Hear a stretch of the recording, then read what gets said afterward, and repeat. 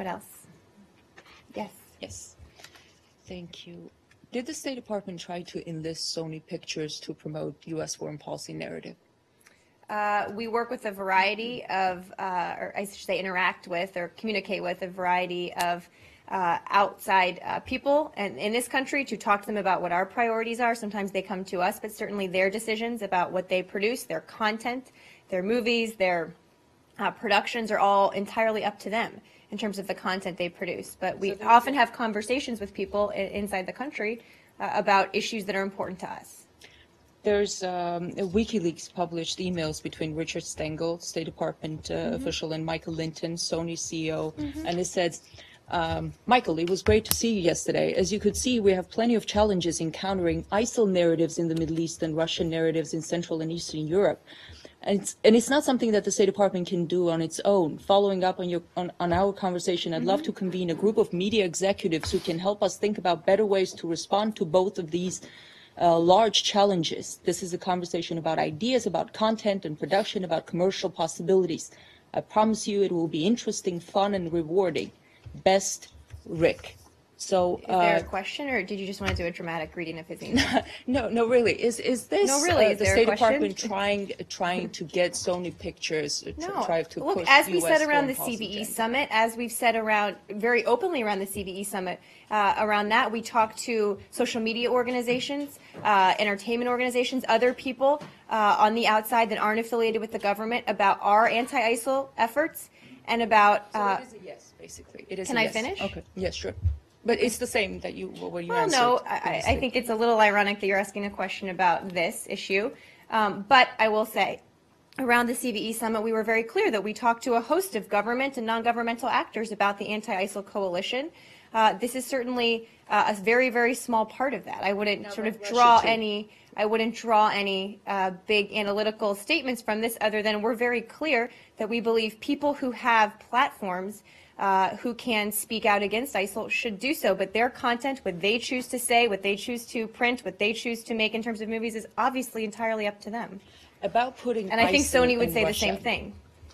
About putting ISIL and Russia in one category. When former BBG chief Andrew Lack did that, you, and I mean the U.S. State Department, said that you wouldn't put the two in one category. Absolutely not. We would not. From these emails, it seems that's exactly what you did. How? I didn't hear Russia even mentioned in that email. I'm not sure how you. Well, so I'm reading it again. As you could Russia see, mentioned in? Yes, Richard Stengel, right. As you could see, we have plenty of challenges in countering ISIL narratives in the Middle East and Russian narratives in Central and Eastern Europe. He didn't say they were the same thing, though. They're different challenges.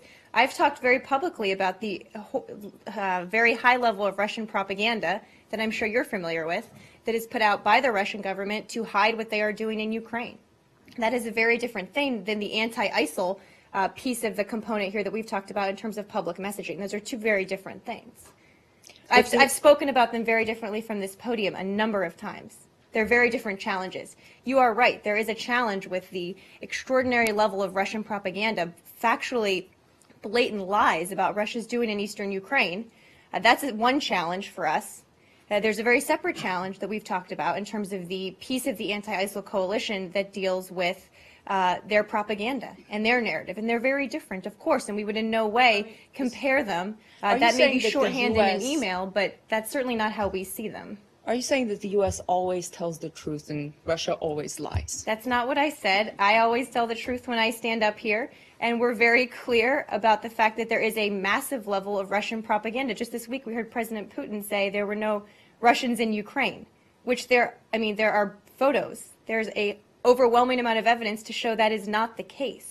I'm not sure how you could push back on that. But he didn't say there were no Russians. He said there were no Russian soldiers. No Russian soldiers. Thank you for correcting me. Yes. Well, actually, can we, more broadly, Yeah. if in fact, I haven't seen this email, but if in fact there is discussion going on with Sony and potentially other company, Right. other I don't think that Hollywood should be surprising to people. No, I'm not surprised by it. I'm curious, though, how you think the effort is going at countering the propaganda either from. Well, and just keep in mind, Russia this is or a from very, the US. working with the entertainment industry is a very small piece of the anti-propaganda efforts. I mean, a lot of what we've talked about is working with religious leaders, for example, who have platforms and credibility, who can speak up against ISIL's propaganda as well. We've spoken very openly about this for many months. As I said, Rick Stingel is in Singapore today working on this issue. Right, but But I mean, were do you you think surprised? that in general that it's working?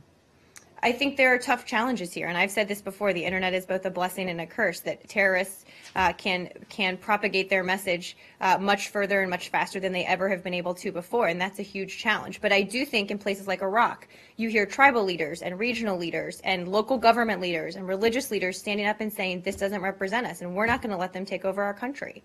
And I do think that on a daily basis, you see people standing up and saying that. That's only one piece of the coalition, though. It's matched with military action. It's matched with cutting off their financing and their foreign fighter flows. So this is a holistic effort that's going to take some time. Could Yes. I just follow up on the presence of Russian militaries or You Russian can. soldiers in the Ukraine? Now, you mentioned this yesterday. Do you know what the strength level of these units are? They battalion strength, company strength, brigade strength, or I can individual? check on the numbers. I know there's a huge number. I just don't know what the exact number is. We do know that Russian military forces continue to operate in eastern Ukraine. As the Secretary has said, no amount of propaganda can make true what we know blatantly to be false. So I think we are very focused on the fact that Russia can live up to its Minsk obligations here, can pull back. There is a diplomatic off-ramp here. They haven't taken it yet, though. Do they operate in combat capacity, or do they operate in an advisory kind of capacity? Well, I think a couple points. Russia has sent heavy weapons to the front lines in eastern Ukraine in violation of the Minsk agreements. They have command and control elements in eastern Ukraine to coordinate military operations there. They've trained separatist fighters in gunnery and artillery firing. They maintain advanced surface-to-air missile systems near the front lines, also in violation of the Minsk agreements. So I think that's a very clear picture of how active Russia is in the fight in eastern Ukraine. And I know that's something, of course, we've talked about a lot. How could Sony Pictures and other entertainment corporations help the U.S. to counter ISIL and Russia? In what ways? It's not about helping the U.S.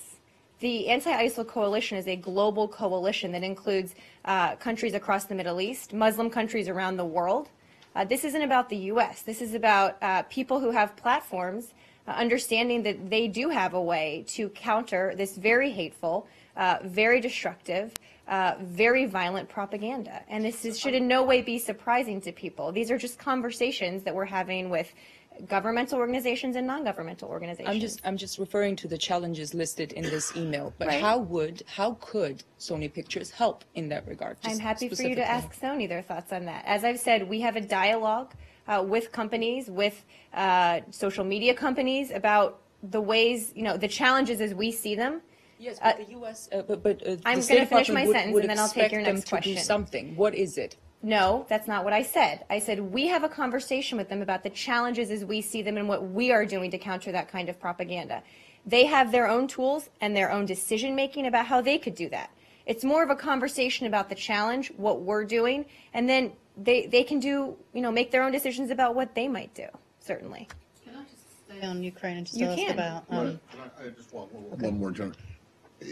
And again, I'm not familiar with these emails, so I don't know. But is there some kind of discussion that you're aware of, or is there a discussion going on with entertainment companies, like there was between the U.S. government and filmmakers, I think it was John Ford, the Why We Fight series back in World War II, which was, is that something Well, I'm that's not happening? familiar with the details of those conversations, but certainly, we were very open around the CVE summit that we are having this conversation not just with social media companies, but other people who have public platforms, and that could be entertainment organizations. I know the FBI has done some work on this in terms of inside the U.S.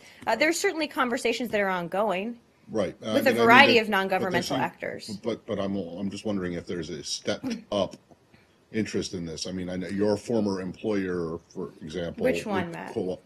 The one over in Langley, what cooperated with the what was the name of the movie? Oh, I've forgotten. This is bad. And the Pentagon cooperates with. But So I would say those are very, very different things. very, very Well, different. but they do push a U.S. narrative, a U.S. Well, government but narrative, I do they would not? really separate out what the State Department might do in our conversations, or the FBI or others in our conversations with people who have public platforms from anything related to the intelligence community. I want to make that separation very, very clear. And look, these are conversations. Certainly, we've stepped up our conversations with public entities since the rise of ISIL. That is true. We've talked about that very openly in this room, whether it's YouTube or Twitter or other people who might have public voices here. So certainly that's been stepped up given the concern about ISIL and its propaganda. Okay, but it's not something you're trying to keep secret, is it? Not at all. Okay. Not at all. There was a movie that was basically Zero Dark 30, that was the name. Zero Dark 30, and there was also the Green Berets, which the CIA basically. Again, I produced. want to really separate out anything the State Department may do in our contact with non-governmental organizations from anything the intelligence community might do. Can, Absolutely.